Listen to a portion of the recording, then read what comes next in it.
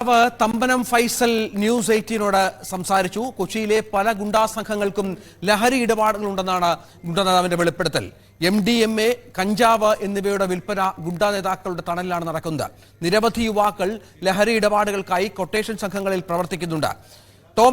Tom കുര്യാക്കോസിനോടാണ് തമ്പനം Faisal സംസാരിച്ചത്. വാക്കുകളിലേക്ക്. ഇന്നത്തെ കാലത്ത് പല കൊട്ടേഷൻ സംഘങ്ങളും ലഹരി ഇടപാട്, സ്പിരിറ്റ് കടത്ത്,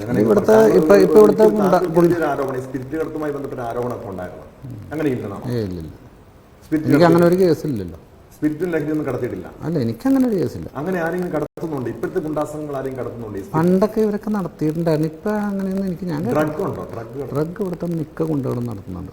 ഇത് ഈ പറയുന്ന കൊട്ടേഷൻ ഗ്യാങ്ങുകളല്ല, ലീഡർമാരെ നടത്തണം. താങ്കൾ നേരത്തെ പറഞ്ഞ കക്ഷി ഉൾപ്പെടെ ഉണ്ട്. അങ്ങനെയൊന്നും ഞാൻ പറയാം. അത് പോലീസ് അന്വേഷിക്കട്ടെ. ഇവിടെ പോലീസിന് ഫുൾ പവർ ഉണ്ട്. പോലീസ് അന്വേഷിക്കുന്നുണ്ട്, പോലീസ് പിടിക്കുന്നുമുണ്ട്. പക്ഷേ ഈ ഇവരിലേക്ക് എത്താൻ പറ്റുമോ? ഈ പ്രധാനികളിലേക്ക് നമുക്ക് എന്താ കാര്യം എന്ന് വെച്ച് കഴിഞ്ഞാൽ ഇവരുടെ ഒന്നും രഹസ്യങ്ങളൊന്നും നമുക്ക് അറിയാനൊരു മാർഗമില്ല. കാരണം രഹസ്യങ്ങൾ അറിയണമെങ്കിൽ ഞാൻ ആ ഒരു ഫീൽഡിലോട്ട് പോകണം. എങ്ങനെ അതൊന്നും എനിക്കറിയാൻ പാടില്ല. കഞ്ചാവും എമ്മൊക്കെ ഉണ്ടെന്നാണ് നമുക്കറിവ്. എനിക്കതിനെപ്പറ്റി നമുക്കിങ്ങനെയുള്ള സാധനങ്ങളെ ഞാനൊരു കരാട്ട ക്ലാസ് ഒരു അധ്യാപകനാണ്, പഠിപ്പിക്കുന്നതാണ്. അപ്പോൾ എനിക്ക് ഇങ്ങനെയുള്ള കാര്യങ്ങളൊന്നും നമുക്ക് താല്പര്യമില്ല. നമുക്ക് ഇതറിയുകയും വേണ്ട. ഞാനിത് പൂർണ്ണമായിട്ട് എതിർക്കുന്ന ഒരാളാണ്. യുവാവിനെ നേരത്തെ മുട്ടിന്മേൽ നിർത്തി ഭീഷണിപ്പെടുത്തിയ ദൃശ്യങ്ങൾ ന്യൂസ് 18 അടക്കം പുറത്തുവിട്ടിരുന്നു. പക്ഷേ അങ്ങനെ അതിൽ തനിക്ക് പങ്കാളിത്തമില്ല, ഭീഷണിപ്പെടുത്തിയിട്ടില്ല എന്നാണ് തമ്പനം ഫൈസൽ വ്യക്തമാക്കുന്നത്. ന്യൂസ് 18 പുറത്തുവിട്ട ദൃശ്യങ്ങളിൽ താനില്ല എന്ന് ഇയാൾ പറയുന്നു. യുവാവ് പോലീസിൽ പരാതി നൽകിയിട്ടില്ല. കൊട്ടേഷൻ സംഘാംഗം കില്ലർ ജോണി എന്ന ജോണി ആന്റണിയെ 2012 മർദ്ദിച്ചതാണ് അവസാനത്തെ കേസ്. തന്നെ പരസ്യമായി വെല്ലുവിളിച്ചപ്പോഴാണ് ജോണിയെ മർദ്ദിച്ചതെന്ന് തമ്പനം ഫൈസൽ പറഞ്ഞു. തനിക്ക് നിരവധി ശത്രുക്കളുണ്ട്. ഗുണ്ടകൾ തമ്മിൽ ഗുണ്ടാ കുടിപ്പക ഉണ്ടാകാൻ സാധ്യതയുണ്ടെന്നും ഫൈസൽ ന്യൂസ് 18നോട് പറഞ്ഞു. ഒരു വാർത്ത പുറത്തുവിട്ടത് തമ്പനം ഫൈസൽ ഒരു യുവാവിനെ മുട്ടിന്മേൽ നിർത്തി ഭീഷണിപ്പെടുത്തുന്ന ദൃശ്യങ്ങളടക്കം പുറത്തു വന്നിരുന്നു. താങ്കളുടെ ശബ്ദമാണ് അതിൽ മനസ്സിലാക്കാൻ കഴിഞ്ഞത്. താങ്കൾ തന്നെയാണോ ആ യുവാവിനെ ഭീഷണിപ്പെടുത്തിയത്? അതിൽ ഞാനുണ്ടോ? ആ ദൃശ്യങ്ങളിലില്ല, പക്ഷേ ശബ്ദം തമ്പനം ഫൈസലിനാണെന്ന് പലരും പറയുന്നുണ്ട്, പോലീസും സംശയിക്കുന്നുണ്ട്. നമ്മുടെ ഇവിടെ എത്ര മിമിക്രി ആർട്ടിസ്റ്റ് ഉണ്ട് ഇത് ഇങ്ങനത്തെ സൗണ്ട് ഉണ്ടാക്കാൻ പറ്റിയ? പക്ഷെ ഈ തമ്പനം ഫൈസലിനെ അങ്ങനെ അനുകരിച്ച് ആർക്കെങ്കിലും ഇങ്ങനെ താങ്കൾക്കെതിരെ താങ്കളെ ഉപദ്രവിക്കേണ്ട കാര്യമുണ്ടോ? എനിക്ക് ഒരുപാട് ശത്രുക്കളുണ്ട്. കൊച്ചി നഗരത്തിൽ അല്ലെങ്കിൽ നിങ്ങളുടെ ഈ ഗുണ്ടാ സംഘത്തിൽ ഒരു ചേരിതിരിഞ്ഞുള്ള അല്ല, എനിക്കെതിരെ ഒരുപാട് പേരുണ്ട്. അതിന് വ്യക്തമായ തെളിവാണ് എൻ്റെ വീട്ടിൽ വന്ന് ലോറി കത്തിച്ചത്. അപ്പോൾ വെറുതെ വന്ന് വണ്ടി കത്തൂല്ലോ, കുറേ പേര് വന്ന് വണ്ടി കത്തിച്ചു. ഞാനതിന് കേസ് കൊടുത്തു. പോലീസുകാർ അനങ്ങിയില്ല. അനങ്ങാത്തതെന്ന് വെച്ച് കഴിഞ്ഞാൽ അന്ന് കൊറോണയുടെ സമയമൊക്കെ ആയിരുന്നു, കൊറോണ കഴിയണ സമയമായിരുന്നു.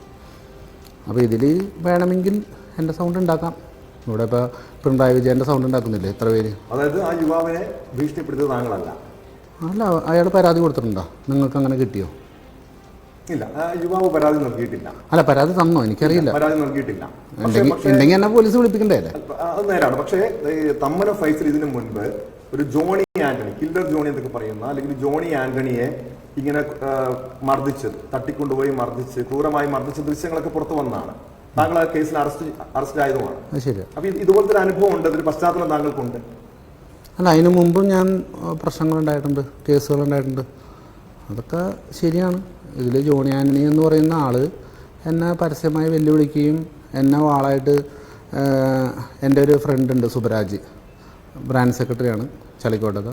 അവൻ്റെ വീട്ടിൽ വന്ന് വാളൊക്കെ ആയിട്ട് വന്ന് എന്നെ ചോദിക്കുകയും അങ്ങനെ പിന്നെ ഫേസ്ബുക്കിൽ പരസ്യമായിട്ട് വെല്ലുവിളിക്കുകയും എൻ്റെ വണ്ടി കത്തിച്ചതിന് ഇവന് പങ്കുണ്ടെന്ന് എനിക്ക് വ്യക്തമായിട്ട് അറിയാം. അപ്പോൾ ഇവന്മാർ കാണിച്ച കാടകത്തിന് ഞാനൊരു ദിവസം മരിച്ച വീട്ടിൽ ഞാൻ ഒറ്റയ്ക്ക് നിൽക്കുമ്പോൾ ഇവന്മാർ 5 പേര് വന്നു. അപ്പോൾ അവിടെ വെച്ച് ഞാൻ ചോദിച്ചു, എന്തിനാണ് ഇങ്ങനത്തെ ഈ കാട്ടായങ്ങൾ കാണിക്കുന്നത്? എന്നെ ജീവിക്കാൻ സമ്മതിക്കില്ല, എന്താണ് കാര്യം, നിങ്ങളുടെ പ്രശ്നം എന്താണെന്ന് ചോദിച്ചപ്പോൾ അവന്മാർ അവിടെ കിടന്ന് പ്രശ്നം വർത്താനം പറഞ്ഞ് അവിടെ കിടന്ന് ഇടിയുണ്ടായതാണ്. ഇടിയുണ്ടായി. പിന്നെ അവർ എന്താ പറയുക, നിങ്ങളല്ല പ്രകോപനം ഉണ്ടാക്കിയത്, അവർ പ്രകോപനം സൃഷ്ടിച്ചപ്പോൾ നിങ്ങൾ തിരിച്ചടിച്ചു. ഞാൻ പറഞ്ഞത് ഇപ്പോൾ വെറുതെ ഞാൻ ഒരു മരിച്ച വീട്ടിൽ കിടന്ന് പ്രശ്നം ഉണ്ടാക്കേണ്ട കാര്യമില്ലല്ലോ. ഞാൻ എൻ്റെ ഒരു കൂട്ടുകാരൻ്റെ വീട്ടിൽ പോയതാണ്. അവൻ്റെ അമ്മ മരിച്ചിട്ട് ഞാൻ ഒറ്റക്കായിരുന്നു. അവിടെ വെച്ചാണ് ഈ പ്രശ്നം ഉണ്ടായത്. പിന്നെ ഈ പ്രശ്നം രൂക്ഷമായപ്പോൾ ഞാൻ ഈ സുബരാജിനെയും ഇങ്ങനെ അനിരൂപ് അങ്ങനെ ഒരു 3-4 പേരെ വിളിച്ചു വരുത്തി. കാരണം ഇങ്ങനെ ഒരു വിഷയങ്ങളുണ്ടാകുമ്പോൾ അങ്ങനെയാണല്ലോ. അതൊരു കേസായതാണ്. ഇങ്ങനെ നിയമ നടപടികൾ ഇപ്പം നടന്നുകൊണ്ടിരിക്കുകയാണല്ലോ. അങ്ങനെ അതൊരു കൂടിപ്പോകയുടെ ഭാഗമായിരുന്നു. അത് കൂടിപ്പോകെ